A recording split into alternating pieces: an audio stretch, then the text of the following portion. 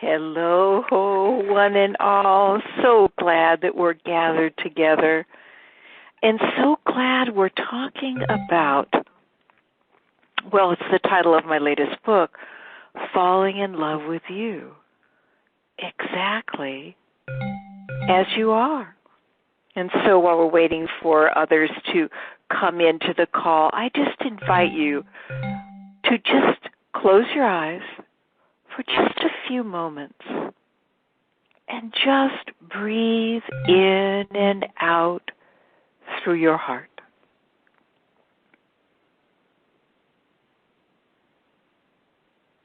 Bringing your attention out of your mind, your busy, busy mind, and bring it right there into the center of your chest. And if this is a little weird, just imagine a nose there in the center of your chest. And bring your attention, which heals, right there. And if it calls to you, you can also place your hand over your heart.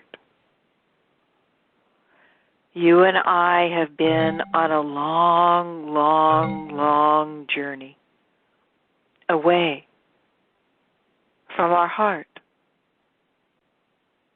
from our home. And so in our time together, we will be exploring this journey back home to our hearts. And so if it calls to you, you can, keep your hand there for a while, or pat or tap or rub it, because we are all on this call because we long to live from the vibrant, alive spaciousness of our hearts rather than the struggles of our minds. And so when you're ready, open your eyes. So welcome one and all. I will be seating the group with some things, and then we've got a couple of questions that have been emailed, and then you can ask questions. And what you do is everybody is muted, so we keep it quiet, and then you hit 5-star on your phone. And I will remind you again when I turn it over to you guys. And there will be a little thing that will pop up beside your phone number, and I will unmute you. And so please feel free. One of the wonderful things about hanging out in this work is to really realize that we're all nutty as fruitcakes. We have all taken on this conditioned mind that struggles with life. That's like, do dogs bark? Yeah. Do minds struggle? And oh my God, we long to come home to the wisdom of our hearts. So I just invite you to think of yourself as a very little one, wide-eyed and bushy-tailed, just open to life, and life dance through you. Madness, sadness, and gladness just dance through you. There was a time when there wasn't one thought in your head. Just think about that.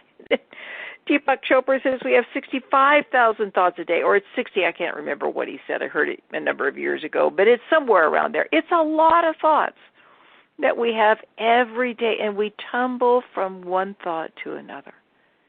Well, when we were very, very, very young, before thoughts began to fill up our head, we were wide open. We were like liquid.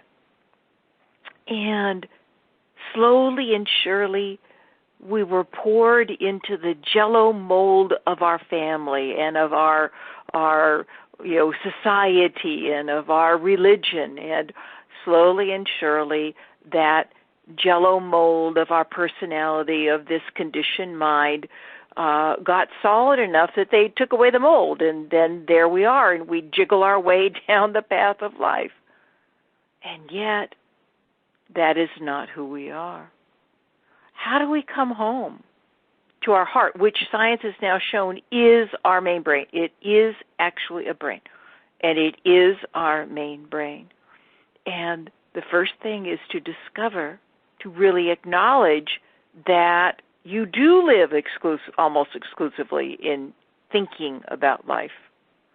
And very rarely is your heart completely open to yourself and to others. Although you can maybe see it, with your new puppy or a new love, or, somebody bought you a new car. And it just, everything is just so wonderful. But then we go back up into the mind. And so if we look very carefully, that's the second thing. We begin to get to know what I call the storyteller in our head. This thing that talks all day long. And it likes and it dislikes and it wants this and it doesn't want that, and it thinks this is good and that is bad and this is right and that is wrong. And it's always trying to make you into what it thinks you should be. You learned all that when you were a child. You learned all that when the fluidness of you was beginning to solidify into the jello mold of your family and of your surroundings, that we all had to give up our naturalness for what we thought we should be. Because remember, I talk about this, I think in Belonging to Life, I can't remember, one of my books. It is the study done at the University of Wisconsin in 1952 of the baby rhesus monkeys. And they were all taken away from their mothers at birth. I mean, very cruel study. And put in cages all by themselves. My heart just breaks every time I remember this study. I mean, it just, maybe not break, but it aches.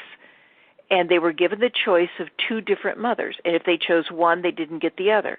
And the two mothers was a wire-form monkey that had a bottle hanging from it, and the other was a cloth monkey that the baby could cuddle. And 100% of the time, the babies chose the cloth monkey. So connection is even more important than food for survival. You just really let that in. We needed connection, and so we began to form ourselves into what we thought the world needed us to be. And then we're off to the races. And then we get to a point in our life where we tried the diets, and then we gain the weight back, or we try to stop smoking and we drink more, or we stop drinking and we shop more, or we think positive thoughts, and we go into the idea that we create our reality. We listen to The Secret, and then we try really, really hard to create our reality and the reality that we want. And Carolyn Mace, who she's not really well known now, but she was really a lot in the 90s, and when she came to Seattle, a friend came to see her, and she was one of those people that used to teach you create your reality, and then she shifted into show up for reality, which is how I describe it. I'm not sure she describes it that way, but that's what we're learning, is how to show up for reality, not to be caught in our mind, but actually be here for the intelligent, creative unfolding that is our lives. And she had an audience of 600 people, and she asked the people who had been able to create the reality they wanted to raise their hand. And not one person did. Because our minds are this exquisite tool that for maneuvering through reality, but they're not reality. And the way that we begin to really connect with reality again is to begin to make it safe enough for our hearts to open. So, if you've read The Power of Now, one of Eckhart Tolle's, famous books, that in the introduction he's talking about what that's like. He's saying what his awakening was like. He said, oh my God, I can no longer live with myself. I mean, he's deeply, deeply depressed. And then all of a sudden, he had this realization. He stepped out of his mind. He looked back at it and he said, oh, if I can no longer live with myself, are there two of me? And all of a sudden he began to feel this great pulling, in his heart. And then he got scared and he heard a voice that, I can't remember exactly what the voice said, but don't be afraid or something like that. And then he fell asleep and he woke up the next morning and he heard the sound of a bird. And he said it was the most exquisite sound he ever heard. And then he saw the light filtering, the morning light, filtering through the curtains. And he realized in that moment that there is so much more to light than we can possibly know. And that's when he realized that light is love. So, as it says in the Course in Miracles, everything is love. Just let that in. Oh my God, everything is love, or a request for love. How do we come to open more to the newness of this moment, to the trust in this great creative unfolding that is your life? How do we open more to this storyteller that sees things the exact opposite, that is scared, that is always trying to do life, that is actually afraid of being life? So, to me, the core of awakening is learning how to make friends with your mind. It doesn't come from changing anything. It doesn't come from fixing anything. There's nothing to fix. That's the problem factory of the mind.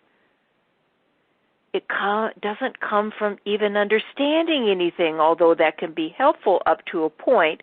But my main mentor, Stephen Levine, would say understanding is the ultimate seduction. I didn't let go of every once in a while understanding will come now, but, I was a big understander or, really wanted to figure this out and, wrote journals and tons of journals and wrote down things that made sense. But slowly and surely I realized that even that I was caught in my mind because my mind was afraid of letting go, of being the tool, the exquisite tool for maneuvering through reality, but not our complete reality. And the mind's afraid of it. So I have been diagnosed with a rare form of blood cancer. And I've known this for about a month now. And it has been a very, very intense month. And so what I'm sharing with you comes from, these years of awakening that have been amplified in this month since I have been told this diagnosis, and then now am on a medication that I will probably have to take for the rest of my life, because this is not the kind of cancer that you can just take a chemotherapy drug and get rid of. It will be here the rest of my life. It's just very important not to let it increase, because then it can turn into a really horrible kind of cancer that turns your bone marrow into scar tissue, and then it also creates clots. That's what most people die of with this kind of cancer is heart attacks and strokes. And so this medication makes me really, it's just not much fun, at all. My mind keeps on hoping that I will, my body will get used to it. But this is fairly new in the process. So this has been superfood for my struggling mind. This is what all of our minds hate more than anything. That is impermanence. The understanding that we've all got a pull date, just like the milk in the grocery store. We've all got a pull date. what would happen if we knew that the greatest challenges of our lives come with the greatest gifts embedded in them? And yes, I have come home to my heart. Yes, I live from my heart a lot. But to remember with the heart when the mind is truly, truly upset. Woke up at 4 o'clock in the morning, last night, and woke up out of a very painful dream, and the mind was, disturbed and upset, and also part of this medication, causes nerve pain. These somebody stabbed me, a little stab, in my extremities, and so the mind was upset when I woke up. And so then the mind decided, well, no, we've done this before. My mind was trying all these things, to get out of itself. But the mind can't do that. And slowly and surely I just notice, okay, here is the rising and falling of my breath. And I've befriended my breath enough that it's like a mother that rocks me when I really, really bring my attention out of my struggling mind and just ride the waves of breath. In breath, turn.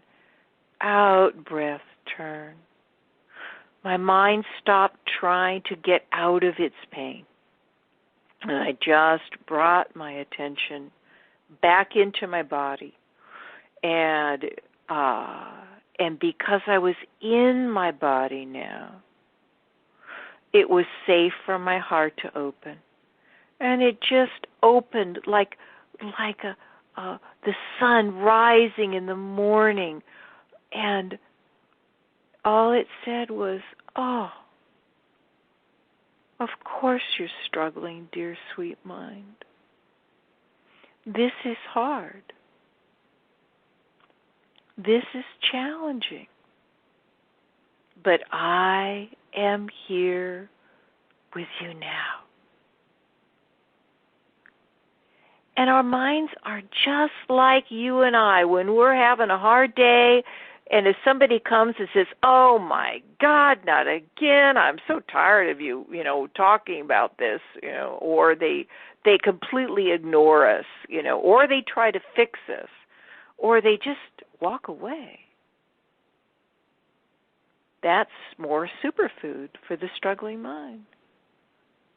Or a friend just listens, is there with us. That's that connection that we so long for. The baby rhesus monkeys, why they chose a cloth monkey over food. And a friend just listens to us. And we talk for a while, and then we feel better. Why? Because the struggling mind has calmed down. It's beginning to pass through. We can learn how to be friends with our mind. I've been using Mickey Singer's in his very, very wonderful book to an extent. He has a thread through that book of putting the mind down, which I don't at all. It is an exquisite tool that's been created by reality. It only took 13.7 billion years to figure out how to make it. And all of its stories, the foundations of them, were created when we were a child. And so to me, the key to coming home to our heart is to, number one, pull our attention out of the struggles and notice our breath. When we breathe a nice rhythmic breath, it massages the vagus nerve, which is the key to the fight or flight. And that's why I went back to sleep so quickly when I was finally in with my breath, finally my heart opening and saying, of course, If you need to struggle, that's okay. But as soon as my mind gives permission to struggle, it usually calms down. It's just like us. And so I've been using Mickey Singer's idea of calling this thing that talks in our head all day long the roommate. And, I love that. Eckhart Tolle calls it the mind made me, that our minds made a me when we were growing up, a me that likes this and doesn't like that and thinks this is good and that is bad and this is right and this is wrong. And the roommate is just such a wonderful way to get a little bit of space. Oh, dear sweet roommate in my head, you're having a hard day. Oh, I see. You are afraid. Oh, my God, the difference between one moment of saying, oh, my God, I'm so afraid, oh, my God, or like my mind, oh, my God, I got to take this medication the rest of my life, and maybe this is going to be how I'm going to feel the rest of my life. 2, oh, I see you. I see you're having a hard time. And it takes a while to get this. But when you then pull your attention out of the struggle and ground it right here, so your heart can be more open, you begin to realize something so powerful, is that your struggles actually amplify your pain, whether it's physical pain, mental pain, emotional pain. Being caught in struggle actually amplifies your pain. You can see it in physical pain. If you're hurting, we tighten down around it. It's just amazing when you learn how to soften around physical pain. That's where I first learned this ability to soften around the pain. I was in a head-on auto accident in my 20s, and so I've lived in a lot of pain. But it has been my teacher. Yes, there are times when I get really caught in resisting it, and then I amplify it. But slowly and surely, more and more quickly, I recognize I'm caught in struggle. I'm a tightness detective. Oh, I'm tight again. And then I use my breath to come back to this moment. And there's other things that you can do. I mean, I did a whole radio show on this that will be airing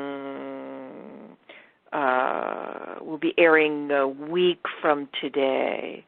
And you can go to Listen, Watch, and Read on my website, and then it will show you the link to my radio page, Dream Visions radio page, and then you'll be able to listen to it. And then in 2 weeks, like right after Christmas, then it will be on the previous shows that you can listen to at all times. But that is, I explore more deeply this ability to use the great challenges of our life to come back to our hearts. So what I want to do right now is read a couple of the questions that have come in. And then if you have any questions, just hit 5-star on your phone. Any questions, any, insights, I lead 2 groups, and oh my God, it's just so wonderful to be within a community of people that feel the safety of that group, that it's okay to be real. We're a little bit, we aren't that level of connection yet, but believe you me, that every single one on this call, the struggles that you struggle with, every other person struggles with too. You may not be taught in the same way. Maybe it's relationship pain that's teaching you right now, or maybe it's you've been in an automobile accident, or maybe you're going to be evicted because the thing that's going to run out on the end of the year and the Congress hasn't, re-upped it, But all of us at the heart struggle with the same thing. And the core of what we took on when we were enough, and, I've worked with people for over 30 years, and the core of this roommate, this conditioned self, this mind-made me, this storyteller in our head, is this belief that we're not enough, that we should be different than what we are. And that comes from the belief that we are separate from life. So see if you're willing to risk it a bit. All we will know is your voice. You don't have to say your name if you don't want to. And to share where you are, or to share how this has touched you, what I am sharing with you right now. And of course, a lot of this is in the new book, Falling in Love with You, Nuggets of Wisdom for a Heartfelt Life. I am so excited about this book. It is just a little tiny book that you can put on your bedside. I heard from a friend of mine the other day that said, oh my God, whenever I get caught, I just go open, and it's like 90 quotes or something like that about the journey from the truth of who we really are to being lost, caught, forgetting, struggling, and then how we come back. And then, of course, also the course, the What's in the Way course that is going to be happening in January, which is a really, really good way to learn how to be with your mind rather than be caught in it.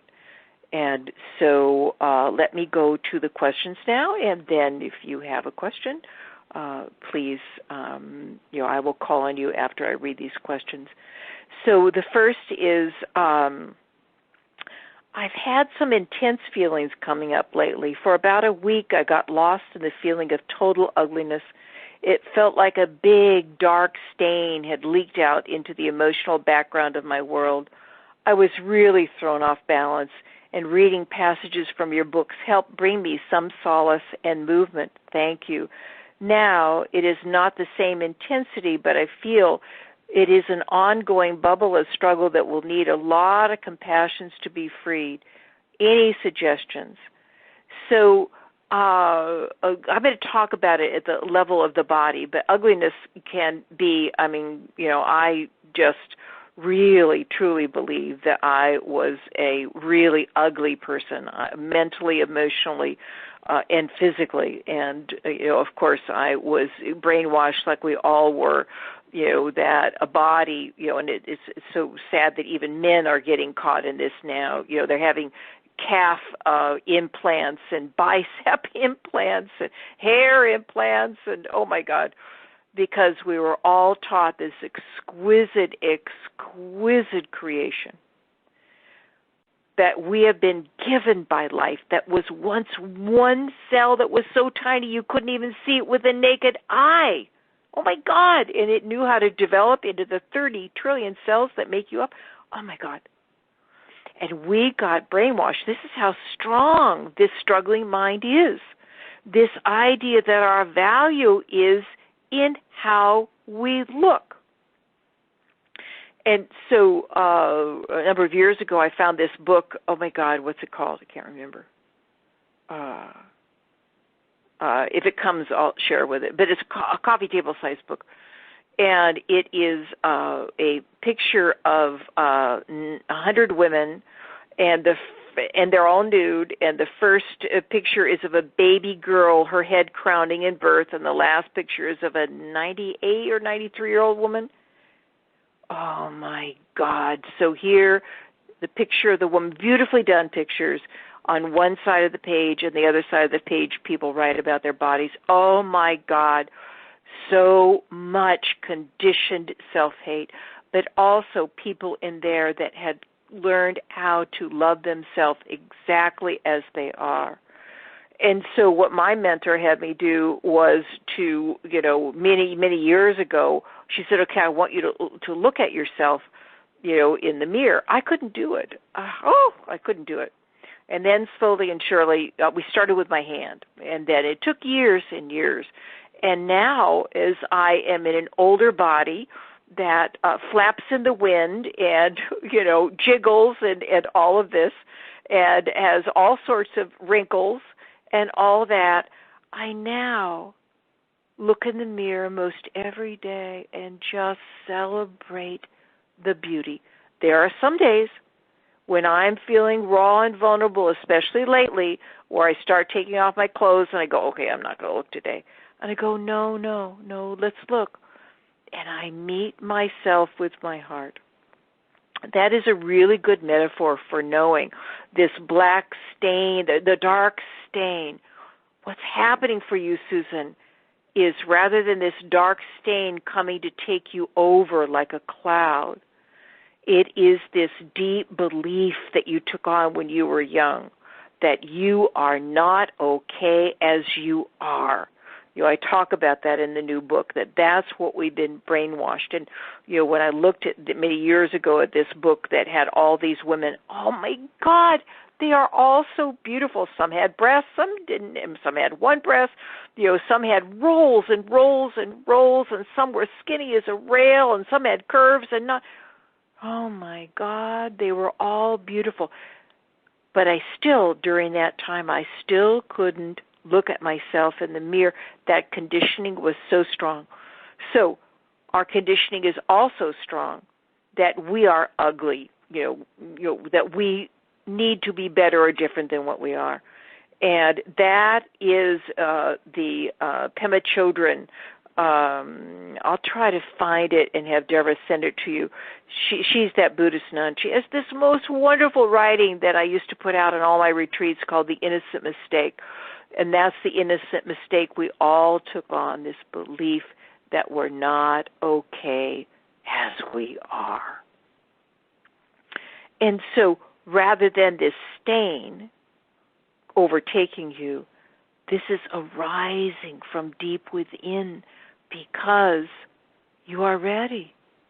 You are ready to see that you have been put out of your own heart, that you have been taught to see yourself through the lens that you are not okay. And if you can have moments of just saying hello to what you call the dark stain, you know what it is. It has a particular flavor. It does particular holdings in your body. It has a particular story. This dark stain is not you. It is conditioning. It was what was conditioned inside of you. So, is this the overnight fix? No. This, as far as I can see, is the way out. Somebody asked Stephen how long it takes. He says it's the work of a lifetime. But, oh my God, here you and I are. We are in this conversation. And this is, to me, one of the most important conversations human beings can have now, because we are awakening for the world. We are awakening our own heart. Do you have the courage to have moments, and moments matter, where you meet this so-called dark stain with tenderness? Maybe imagine what it was like when you first felt this when you were young. Maybe you go get pictures of you when you were young and you begin to see it in your eyes, that time when the light went out and you began to believe this. The most important thing is this is the roommate, this is conditioning, and it needs your heart. So if there's something else that you want to, you want me to amplify on, just hit 5-star, and I don't know who you are, but hopefully I will find you there and we can amplify that more. So then let's come to the next question, and then I'll turn it over to you guys. This is Javier. In our human experience, we go at times through very terrifying and overwhelming experiences, so much so that our nervous system shuts down and decides to never allow us to go there again. They may have happened at a very early stage, maybe even pre-verbal. Then, as an adult, I may have, and I will say you have, organized your behavior and beliefs around avoiding these overwhelming experiences. Oh, Javier, thank you. You have just described it so well. This is true for all of us. So even if you thought you had an idyllic childhood, part of the idea of an idyllic childhood is this pushing down. We all had experiences, whether it was, we had a guppy that we communed with at night. Our nightlight was on, and at that time we really were at one with everything, and we just really communed. And one day we woke up, and the guppy is floating, on the water, and it's dead. And we run, into the room where our parents are. My guppy died. And, oh, it's only a guppy. We'll get you another one. And then we cry, and then it says, you stop making such a big deal out of nothing. Here was this heartache that was ignored. Or here you were, you just learned how to crawl, and you got into the kitchen. This is my favorite metaphor for trying to describe this. And you open a cupboard, and there's these shiny things. They're called pots and pans. And you pull one thing out, and you see the light. Oh, my God, it's amazing. And you put it down, and you pull another one out, and you put it down, and it hits the other. Oh, this sound. This is amazing. And you start banging them together. And around the corner comes a parent going, stop that. And I want you to feel, and then we cry. So slowly and surely we were jerked out of our naturalness, and most of us were all alone. So how you described it, Javier, is that our nervous system shuts down. We become human doings rather than human beings. We lock that door. We say we're never, ever going to go back there again. But the difficulty with that is that these experiences that we have frozen inside of us influence us from underneath our everyday awareness. Even if I gained 97 pounds in a year once, and I was washing all of it down with alcohol because I was trying to get away from the deep, deep pain of my childhood because I didn't know anything else. And everybody had tried to fix me, and I tried all kind of therapies and hospitals and everything. So I just numbed myself out. And then when that didn't work, I tried to kill myself 3 times. But then, a few years later, a teacher came into my life that taught me how to be curious. So the rest of Javier's, I hope I'm saying your name right, email is, in trying to come closer to these experiences, resting underneath, I notice there is a numbness and a shutdown. For example, with the experience of feeling powerless and helplessness that arises when seeing my loved ones in deep distress, I quickly react by trying to save them, fix them, or rescue them so that I do not experience my own despair and unintegrated experience of helplessness. How have you, Mary, been able to negotiate the shutting down of your system, the numbness and the intense terror probably sitting underneath? What has been your journey of healing with this particular experience of deeply shutting down? So I think the reason why life has asked me to, I never asked to do this. I've never been taught to write books, and yet my publisher says I write very well.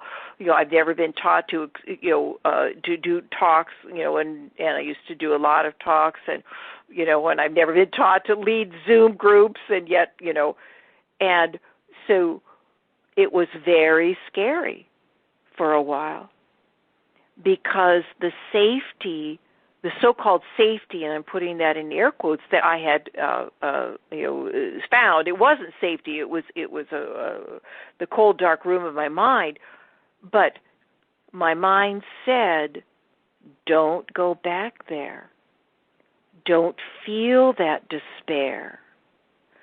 Don't feel that dread. Dread was a really big thing for me, that experience of, oh my God, something really bad is going to happen and I caused it. And underneath that was that helpless, hopeless despair. I used to describe my childhood as living in a completely sealed phone booth, that they used to have, and that it had water piped into it. The water would come up and come up and come up, and almost it would come up to my mouth and almost to my nose, and it would go back down again. So how did I do this? Slowly. And every single one of my books and every single one of my radio shows and my blogs and my newsletters and these nights and the courses and everything are everything that I've learned on how to not leave myself when I most need myself.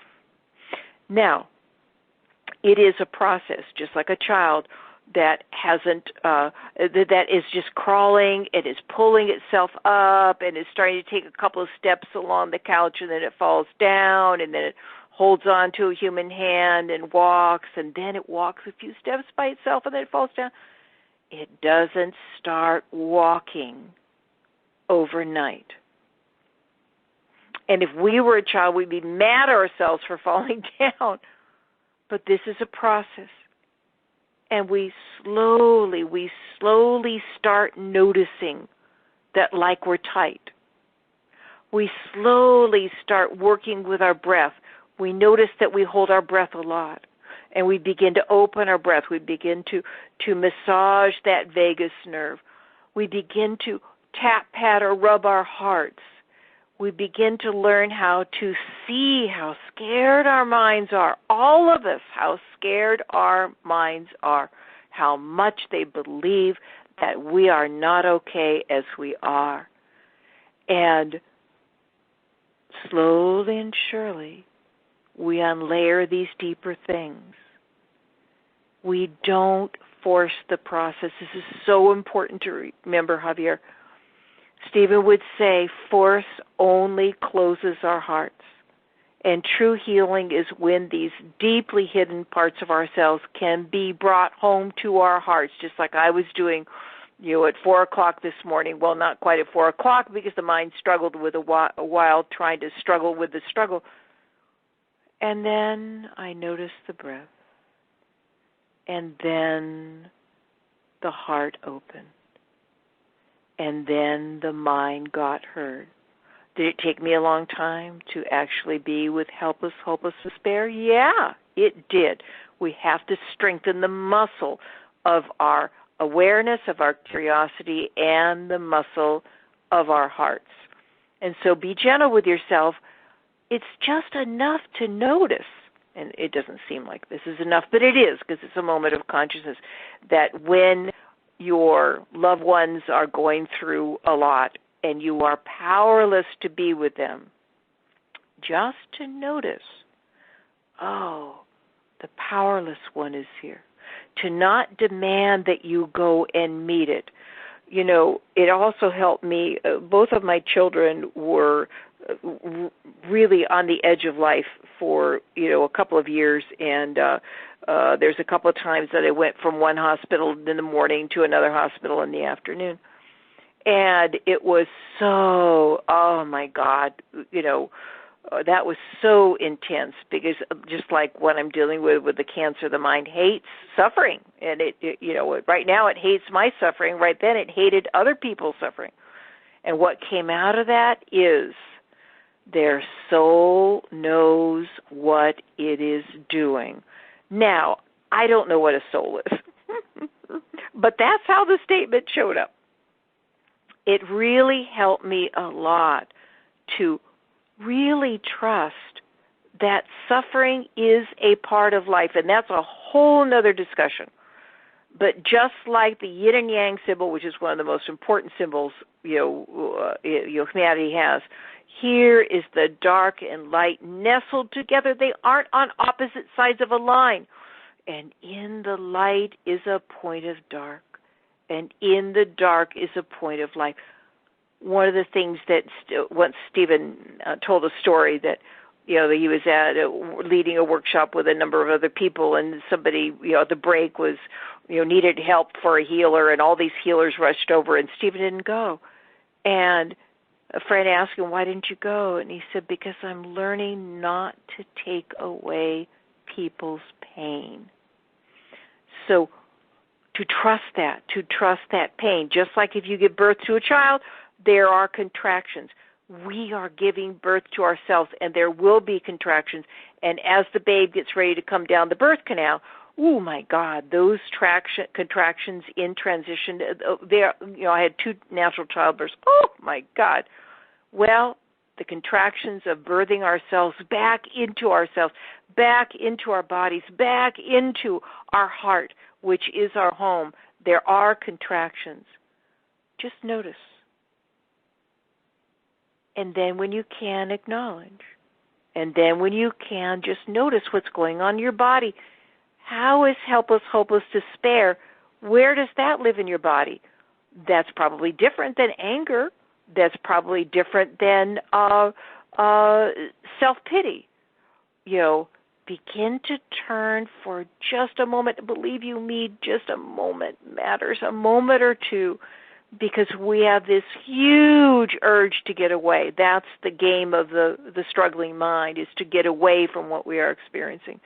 And so just a moment here and a moment there.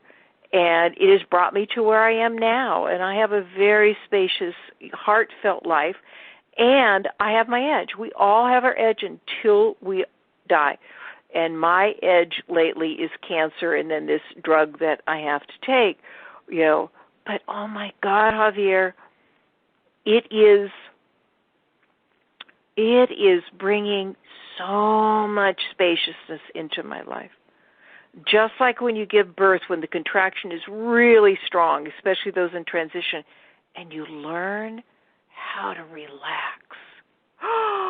And then the contraction moves right through you. Believe you me, you will come to a place where helpless, hopeless, despair, you will be able to see it, you will touch it with your heart, and it will move right through.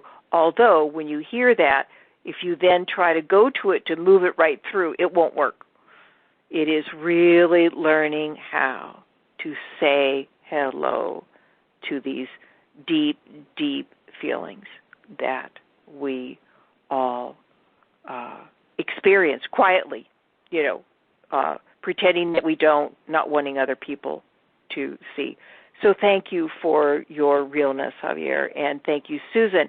And so let's go to questions, if you have, or questions or insights or ahas, and you hit 5-star on your phone, and let's come to 425-869-6985, and you are unmuted. Okay, well, my name is Carol. Hi, Carol. Hi, my issue is I either talk too much or I don't communicate enough. I don't up my relationships. Aha.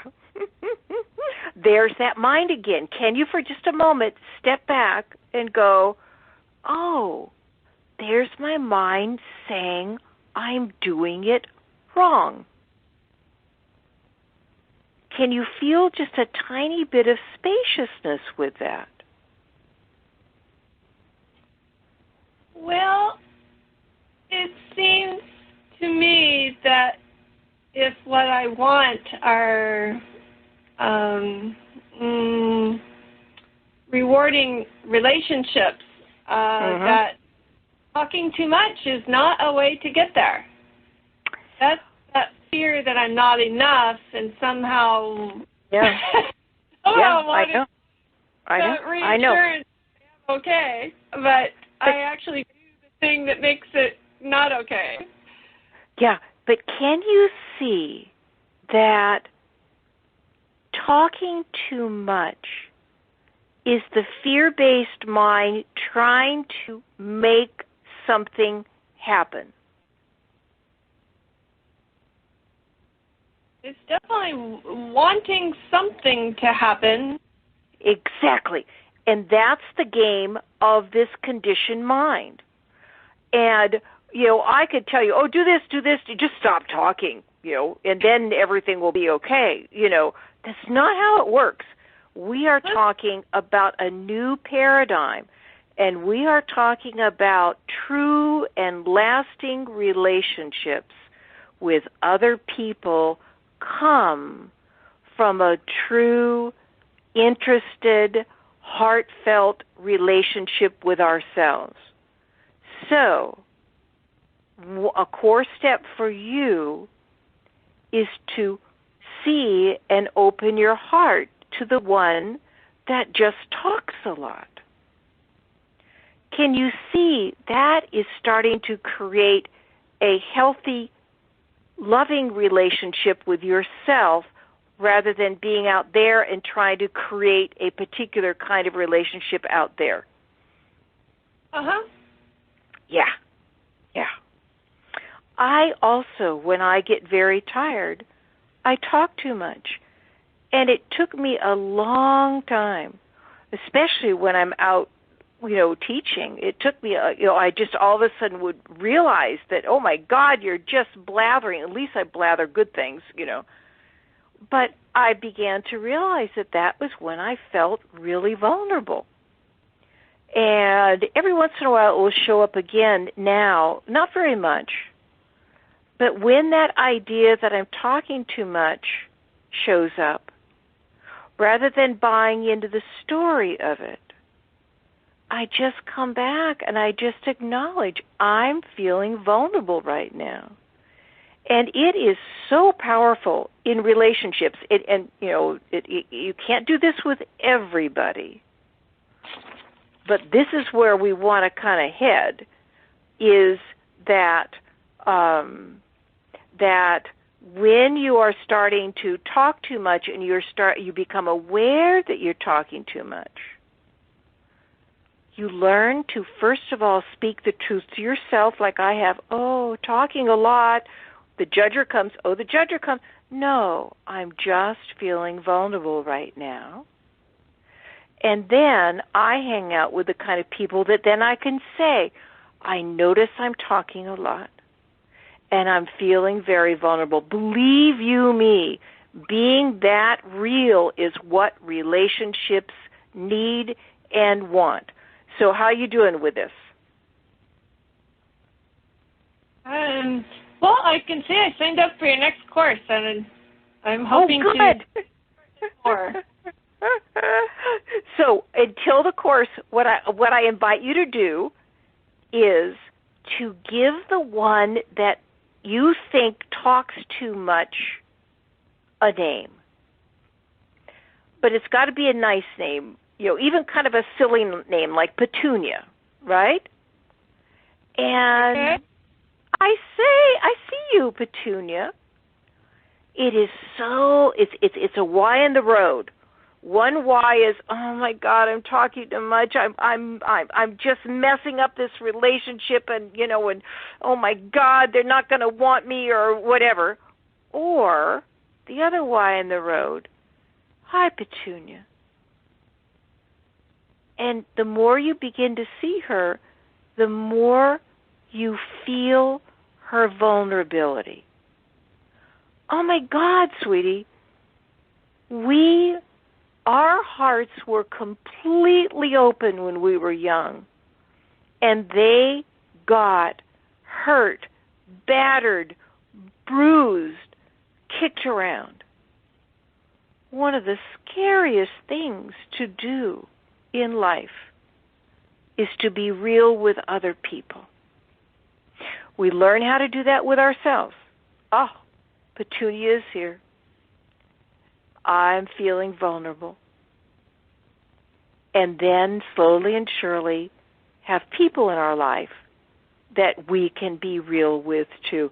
Adyashanti tells a story of a couple that came to one of his workshops because they had decided to get a divorce, but by God, they paid for this workshop and they were going to go. And he talked somewhat about what I'm talking about here. And he said they went home that night and they stayed up practically all night, finally speaking truth. Now, it was safe to speak truth. You may be in a relationship, where it's not safe to speak truth, and that's where you learn how to speak truth to yourself. And they came back the next day and they shared what it was like. It was just a revelation. And they came to a workshop 10 years later. And he said, oh, you're still together. And they said, yeah, and we don't know if we're going to be together tomorrow, but we are committed to being real with one another. That's what Petunia is all about. So just kind of let that just kind of, roll around, inside of you. I planted some seeds. I planted some seeds of the heart that this is not a bad or wrong part of you. So, any other questions, anything else you want to amplify in that? No, we can go on. Say it again. No, I just wanted to mention that one. Good. Well, I'm so glad you shared that because it's so wonderful, and you'll find this. We meet 4 times in Zoom, which you can meet either. You can either call in on the phone or you can come actually in Zoom. And oh my God, they just turn out to be family. It's just so wonderful, and you discover a place where you can be real. And then every other week we'll meet on Facebook Live in the morning for people that are in other time zones, so they can do that. So it will be a wonderful place to learn this art of being real with ourselves and being real with others. So thank you so much. So let me scroll down here. Anybody else that has a question or an insight about what we're sharing? Because this is pretty profound stuff that we're talking about here. So let me scroll down here. Scroll down. No more questions now. Although we've got a few minutes left, so questions are always appreciated. And I think Deborah sent you a wonderful Deborah, who is God. This work would not be out in the world as it is without her. She is just amazing. We're 2 halves of a whole, and so she'll send you a email that will be kind of a update, and also that I think that there's $150 off. Don't quote me on it. There's a certain time frame you have if you want to sign up for the course, which is you have that time off. And then, of course, there is the Falling in Love with You special that, it's just this little book, $12.95, and if you buy 3, you get a 4th free. And so I wanted to do that for Christmas because we really, really need to, share this message, to seed this message in the world. And so I just invite you here at the end to come and sit on the moon with me. We have a couple more questions, yay. So we can go over time. That's totally fine. So 301-656-4596, you are unmuted. Hello. Hi, Mary. How are you? I'm good. And what is your name? You don't have to say your name if you don't want to. It's Chris. We've worked before, and Chris, I recognize your voice. Yes. Oh, Hi, sweetie. Yeah, I've missed you, and I wish you all the best in recovery and all that. And yeah. Yeah, but remember, what's in the way is the way. I wrote a whole book about it. I know. think I wrote the book for me, and for other people. But I say that to myself. When I say that to myself, Chris, what's in the way is the way. I move out of the victim, and it's very easy when you are really queasy and nauseated a lot, and get these sharp pains in your body to be the victim. Mhm. But then all of a sudden, okay, no, wait, this is my teacher. What's in the way? Such a different experience. So what would you like to explore tonight? Depression. Oh, boy, I know. Do you have a name for it? Petunia, I like that name, but I don't know if I could do that with depression. But yeah, you can. Any tips you have, I'm open. Yep. Go back to what Javier's question was, how he described it. We go through terrifying and overwhelming experiences so much that we shut down. and our mind says we can't ever go there again, and this may have happened at such an early stage that is pre-verbal, and we organize our whole life around avoiding these places. So, the word depression, depress. Press down. So, depression comes when we feel helpless, when we feel there's nothing that we can do about our situation. We may have a lot of anxiety. We may have a lot of, frustration and anger. We may have a lot of sense of loss or not enoughness or shame. And because we don't know how to be with it, depression comes to press it down. And so it's what what Javier said. It's all about that we had to. It's terrifying. It's terrifying from our prison of our mind to begin to look at what we're pressing down. But we do it with baby steps. And one of the first baby steps is to say hello to depression, to even thank it for taking care of you. It's been taking care of you. There is a long time in our life. It's a long time for me that I could not go anywhere near helpless, hopeless despair. I tried to kill myself 3 times to get away from it.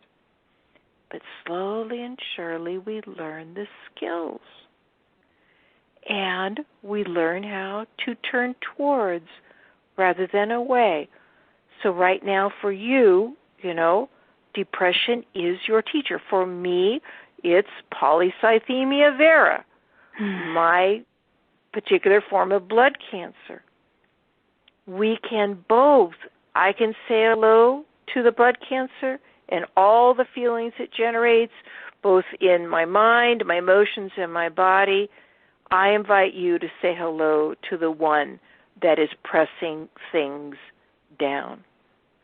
Now, if this intrigues you, come and be with the course starting in January. And we always, offer it on a sliding scale to anybody. If you can't afford it, you can't afford it. So, pay $5, whatever. But if that calls to you, it's very, very powerful.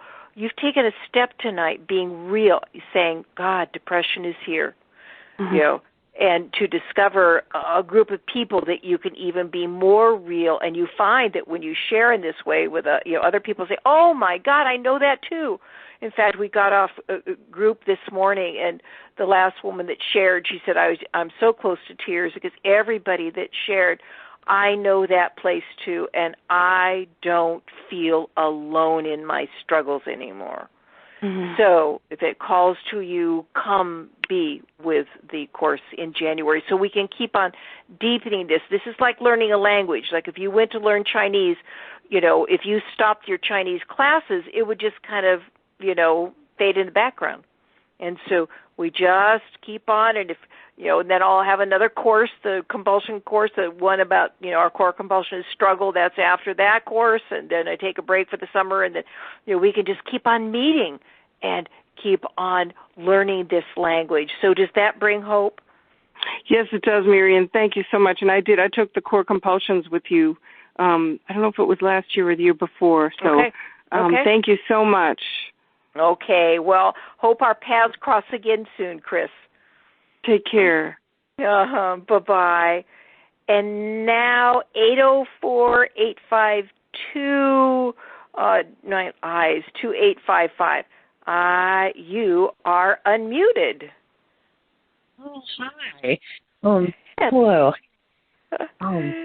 My name is Megan, and hi, and Megan. Thank you. Hi. Thank you for your work. You are welcome. I wanted to ask a question about like a big picture question. Okay. I get that my mind has opinions, and they may or may not be like real. And mutters a lot, and comments on everything. Yeah. But sometimes I get really hung up on, like, big picture stuff, specifically but things that have to do with the climate and the planet, things that feel so huge and so true, capital T kind of thing. Yes. The day that there was, like, this last rhino species that died, I was, like, useless. Like, for days I was so sad. Yeah. And I wanted to ask, how do you use these practices that you're teaching in the face of such big stuff like that? Yeah. That's the question. Yeah, it's practically necessary to view life from this place. It's what we're going to do in a few minutes of go sit on the moon and to really see that two things. Number one, life is a constantly changing process, and it includes death. It wouldn't work without death. It's just this arising and then this passing away. Whether I live in this 1914 cottage, oh my God, and one day it won't be here. And it's nestled under a 110-year-old, I can't remember, somewhere around there, maple tree. And it's seen so much more of life than I have, but one day it won't be here. So you begin to realize that life is impermanent. The other thing you add to that, and this was the joy I had, I hung out with a man called Brian Swim for many, many years, and he's a scientist, a mathematician, but oh my God, he's just a poet at heart. And he had hung out with Thomas Berry, who was a priest who really saw this place from big picture. And one of the things that they did, and I called Brian once and said, God, where is this? And he said, I can't remember this list. They did a list of like 12 of the major shifts in evolution, because just like you were once one cell, and once you were 2 feet tall, and once you rode a tricycle, and you are a living process, okay? So is the Earth. She's a living process. And so they did this list of these major shifts in evolution, and in every single one they showed how when the old way was dying and the new was being born, there was always chaos. And so we are living in a time where evolution is happening in human consciousness. It's not the time where the seas are being created, or land is being created, or mammals are being created, or the air, the atmosphere is being created.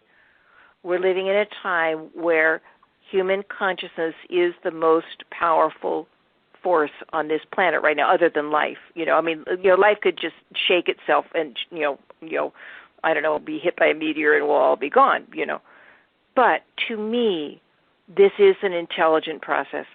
You, inside of you, you have the DNA molecule that life made out of stardust. And here is this spiral ladder, right? And there's 4 bases, adenine, guanine, cytosine, and thymine. And these 4 letters of your spiral DNA, they're just moved around, and you get an octopus, and they move it around again, and you get a little tiny mountain wildflower, and you move it around, and you get a slug, and you move it around, and you get a human being. And inside of every single one of your cells is the entire genetic history of life on this planet. Oh, my God. So there is something so much smarter than us. That which took you from one cell that was so tiny it couldn't be seen by a naked eye, and it multiplied into 30 trillion cells, and it works together without a thought for you. The arrogance of this conditioned mind to think it's in charge, okay? So you begin to get this sense that there's something smarter than us. You begin to get this sense that we're in an evolutionary shift. And I'm going to say something, and this is not judgmental. This is observational. Trump, to me, is a representative of the kind of mind that is dying. The kind of divisive, I am right and you are wrong. I can do what I damn well please. I exaggerate even though the pictures show that, his inauguration was nowhere near as big as Obama's, but he still says, and I now, even though the bar has said to him that there was no, voter fraud, still I won this election, I won this election, I won this election. I do not judge him. I see him as a human being. If you read Mary Trump's book, oh my God, his father was so cruel. Oh my God. And he, out of that, cannot be wrong. And he just lost on the biggest stage. He lost. The whole planet is watching. And he lost. Very few presidents have ever lost a second term. And so he is the representative of that old kind of mind. And I thank him over and over again for having the soul courage, and again, I don't know what a soul is, for representing that old kind of mind. Things are dying because of that old kind of mind. But also things are being born. This conversation tonight, all the people that, this will go out and this will be on YouTube and, all this and that people will hear this, that there is an awakening, there is an evolutionary shift of a new kind of mind. And we are a part of it. We can let our heart ache because the dying is necessary right now to wake us up. But we need to focus on the birthing, that there's something very wonderful. And we saw it in people, out on their balconies at 7 o'clock at night in Italy and New York and, banging pots and pans, for, the nurses and, I mean, there's just such heart that is being born in this time. But it's always, always messy. So does that view help? So much. Thank you so much. Yeah. Yes, I'll be in your course and thank you for the way that you talked about your cancer too. It's really, I appreciate your work a lot. Thank you. Oh, thank you. Thank you. Thank you. I have even moments that I appreciate the cancer. Not a lot, but I do have moments, right? Because it's my teacher right now, and I bow to it. So thanks, Megan. Thank you. So let's end by I want you all to come up and sit on the moon with me. And I have some really comfy chairs up there. And, and there, just tears. There's your home in front of you. This beautiful blue, green, white jewel of a planet. And she has been on a long, long journey, just like you have. And she is in a particular phase. And it looks like she's dying. But really, truly, what's happening is she's being reborn, that these, her children that have come out of her, we are the earth that has learned how to walk and think. We are finally recognizing that we are part of the whole, that what we do to one, we do to the whole. What we do to the earth, we do to ourselves. And I want you to see that 7 billion people with just clouds around them, that they don't see this. They don't see that they are the earth. They don't see that their job is to care for the earth, and that includes to care for all beings. Kindness comes out of the word kin. We are all kin.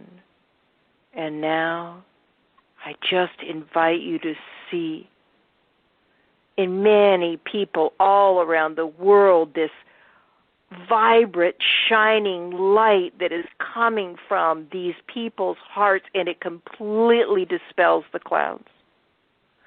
And that light is so vibrant that when they come close to other people that are caught in the clouds, their clouds dispel too. And I just invite you to see that happening all over the planet. We are the place where the planet is being healed. Falling in love with you. I think that one of the quotes down the end of the new book from Pema, and I won't remember it exactly, from Pema Children, the wonderful, wonderful Buddhist nun, is that the world will be healed. Oh, God, I wish I could remember exactly how she said it. But the world will be healed by us meeting ourselves in our own hearts. Because as we meet ourselves in our own hearts, we realize that everything inside of us is inside of everybody else. And we can learn how I have learned how to meet Trump in my heart. So come sit on the moon with me whenever you want to. I have buttered, really intensely buttered popcorn that has no calories whatsoever. And we will become a part of the healing of our planet as we move throughout our day. Will you forget this? Yes. But remember, a moment here and a moment there makes a difference. So I will see you all in my heart. Take care. Namaste. Bye-bye.